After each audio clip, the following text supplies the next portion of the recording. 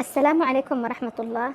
حياكم الله متابعاتي الغاليات في فيديو جديد. فيديو اليوم وجبة غدا لذيذة جدا يمنية.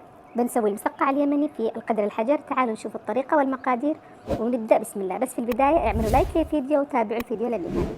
بحتاج هنا بطاطا كبيرة أو بطاطا متوسطة واحدة صغيرة على حسب الكمية اللي تحبي تعمليها. أنا هذه الوجبة عملتها تقريبا ل4 أشخاص. ببدأ أقطع البطاطا بهذا الشكل، بتكون شرائح ولكن ليست رفيعة جدا، بتكون متوسطة. بحتاج كذلك واحد من الباذنجان الأسود، بقطعه بنفس الطريقة حلقات دائرية، ما بتكونش رفيعة، برضو سميكة.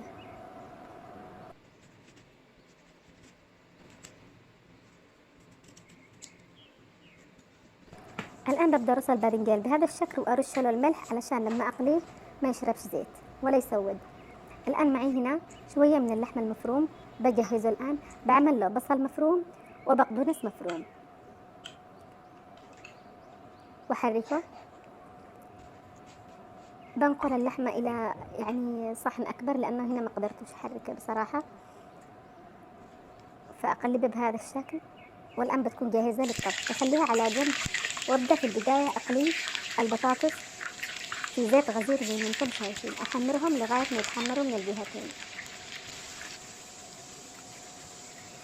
بعد ما تتحمر البطاطس بهذا الشكل برفعها من الزيت وأنقص كمية الزيت بهذا الشكل، بيكون ما في إلا 3 ملاعق فقط من الزيت، وأقلي فيهم أو أشوح فيهم الباذنجان، لأن نحن نعرف إنه إذا كان الزيت كثير الباذنجان يشرب الزيت بشكل طبيعي. لذلك أنا بشوحهم تشويح فقط على الزيت. لاحظوا كيف بشوحهم وأحمرهم من غير ما يشربوا الزيت. لاحظوا جمال اللون.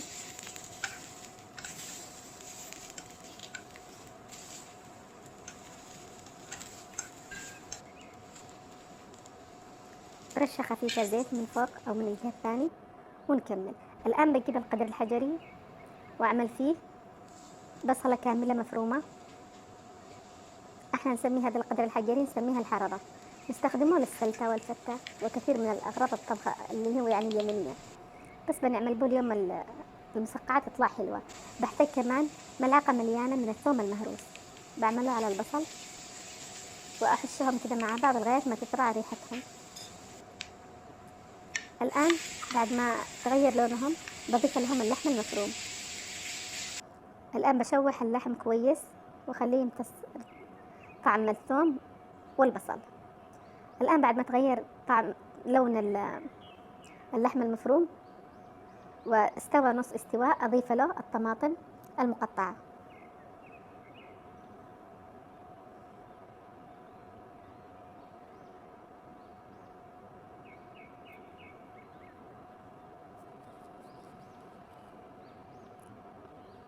أشوحهم بهذا الشكل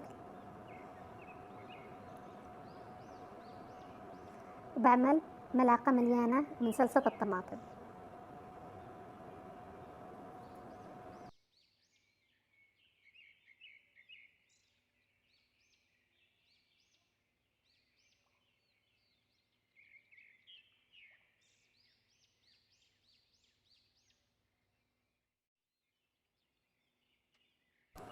الآن بضيف البهارات وهي فلفل أسود وكركم وكمون،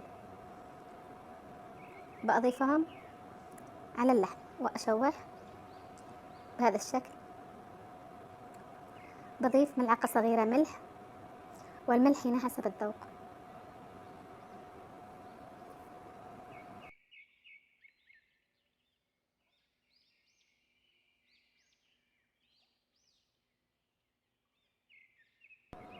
الآن بضيف حوالي ثلث الكوب ماء أو أقل، بس علشان تكون اللحمة مش ناشفة، تكون رطبة شوية، والطباخة تكون على النار الهادئة.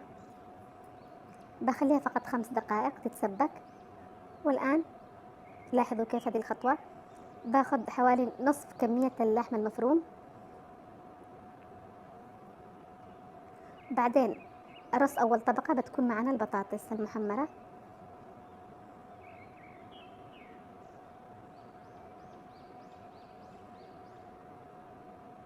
باخذ شوية من اللحم المفروم من الأسفل وأطلعه على البطاطس.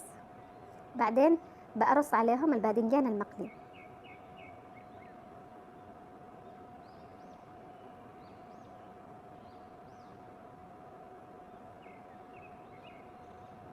الآن بعمل بقية اللحم المفروم اللي قبل شوية أخذته، برصه على الوجه.